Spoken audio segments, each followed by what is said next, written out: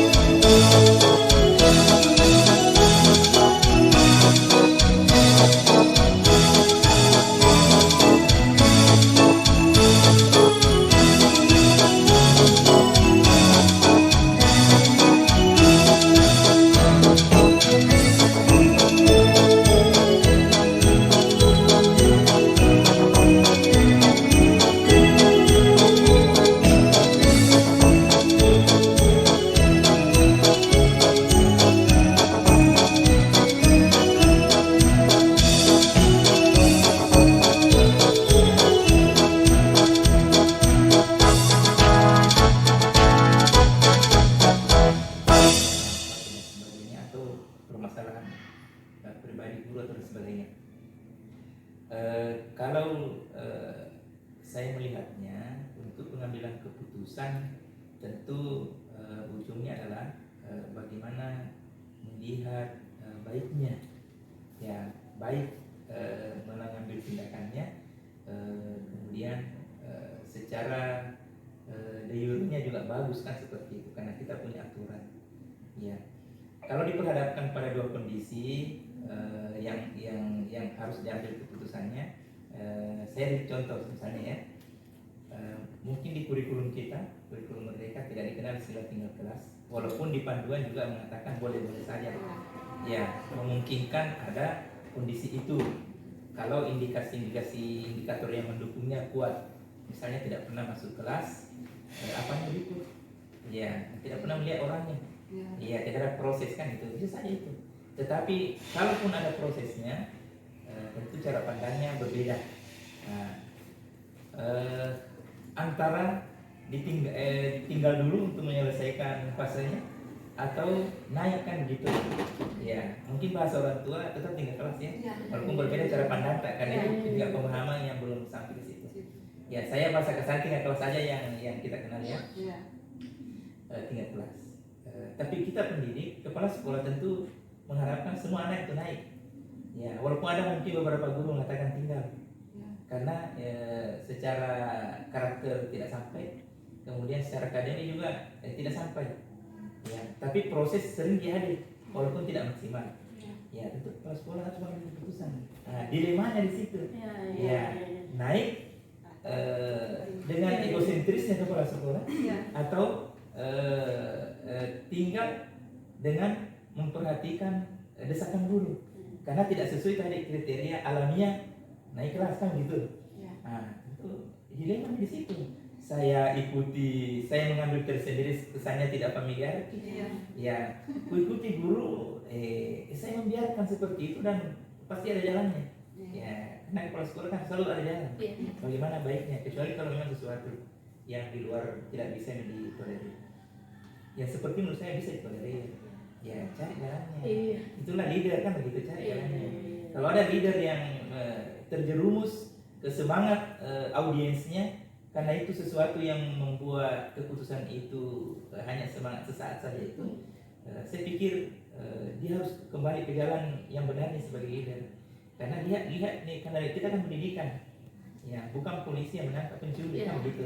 Kalau polisi hitam putih, bersalah pun bersalah, hukum pidana kan begitu. Kita aturannya kan ada aturannya, tetapi masih melihat sisi baiknya orang. Ya itu sisi mendidik. Ya maka cari regulasi, cari standarnya untuk bisa menyelamatkannya. Tapi bukan selamat bilang otomatis ya. Iya tidak begitu, tapi cari prosesnya. Ya karena saya itu melihat prosesnya. Beri dia ruang dan itu terjadi di sini. Iya, jadi tidak semulus itu yang kita bayangkan bahwa kurikulum pendidikan tidak boleh. Karena kapan kita meluluskan, kita membangun mental yang tidak bagus kan begitu. Yang membangun sejarah juga yang tidak bagus. Situ mau otomasi kalau kurikulum itu tidak begitu. Ya salah paham orang. Tetapi bagaimana dia diberi tantangan, panggil orang tuanya, suruh tanda tangan. Karena yang begini butuh komitmen loh. Ya, yang selama ini tidak masuk kan tidak mencapai komitmennya. Ya walaupun dipanggil orang tuanya tapi tidak sampai sekarang beri ruang. Kalau saya sih beri ruang biasanya 1 bulan. Ya 1 bulan. Beri waktu 1 bulan melawan zona nyamannya. Kalau dia mampu lalui proses itu dengan berbagai tantangannya, misalnya menyelesaikan nilainya, tidak boleh terlambat selama proses 1 bulan itu. Nah, berarti dia ada maunya. Dia punya kemauan untuk lebih baik kan? Iya. Ya bisa lah ditoleransi. Ya ini mau baik. Kan begitu. Masa mau dihapus langsung begitu, kasihan kan? Kecuali kalau tidak pernah muncul.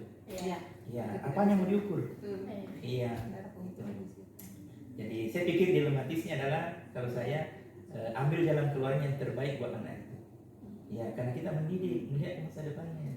Hari ini mungkin kurang bagus, tapi setelah diberi perlakuan yang khusus menjadi baik kemudian dan bisa berhasil loh. Yang dikenal siapa? Saya juga semua di sekolah kayak itu, saya menjadi begini kan. Kira-kira begitu. Alhamdulillah Pak, dari jawaban yang Bapak sampaikan ini ada beberapa pertanyaan yang sudah terangkum dengan jawaban Bapak. Iya, jadi mungkin ada pertanyaan dari Ibu Kartia Pak mungkin. Iya, ini Pak, kalau misalkan apakah Bapak memiliki sebuah jadwal begitu dalam sebuah Assalamualaikum Pak Hasan. Waalaikumsalam. Bisa dibantu? Iya, mohon maaf Pak, kami mengganggu waktunya Bapak. Saya di Iya Pak, ini ada tugas modul 3.1 tentang pengambilan keputusan terhadap nilai-nilai yang disebutkan kedua nilai yang berbeda. Jadi di sini ada beberapa sifat pertanyaan yang kami coba Bapak. Terima kasih banyak Pak.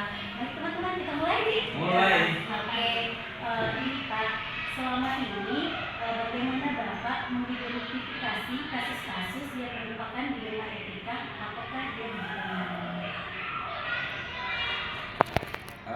dilema etika dan juga moral ya. Saya biasanya tetap mengambil values atau nilai-nilai dari sekolah atau yayasan ini sebagai patokan. Nah, kalau ada dilema, saya itu harus mengambil data seperti apa nilainya.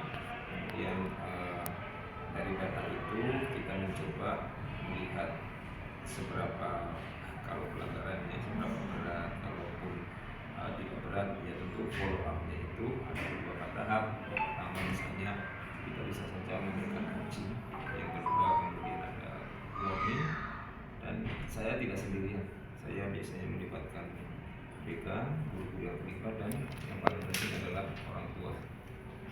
Siap Pak. Mungkin langkah ke pertanyaan selanjutnya Bapak ya. Oke, pertanyaan selanjutnya Pak, ini bagaimana langkah-langkah atau prosedur seperti apa yang biasa Bapak lakukan selama ini kalau ada kasus-kasus seperti itu?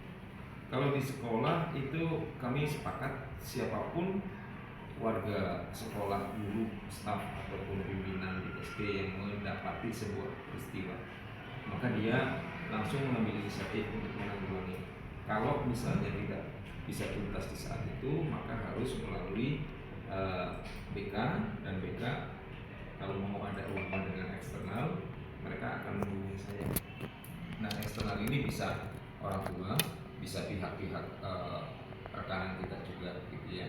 Nah, posisi yang paling strategis tentu kalau di sekolah itu kebanyakan adalah permasalahan yang dialami oleh siswa.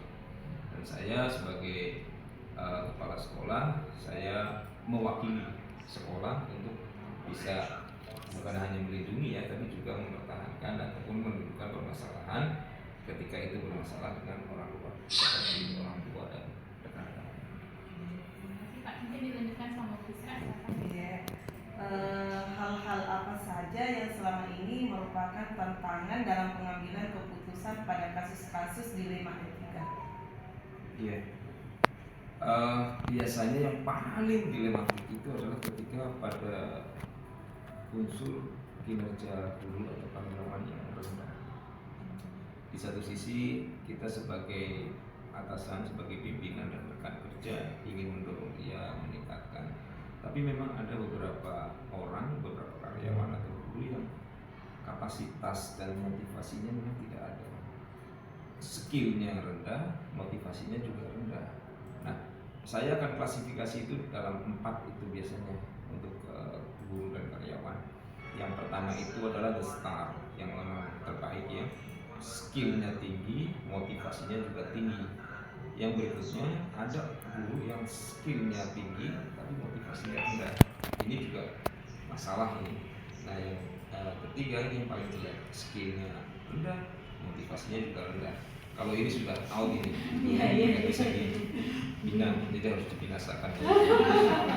Kalau yang di sini motivasinya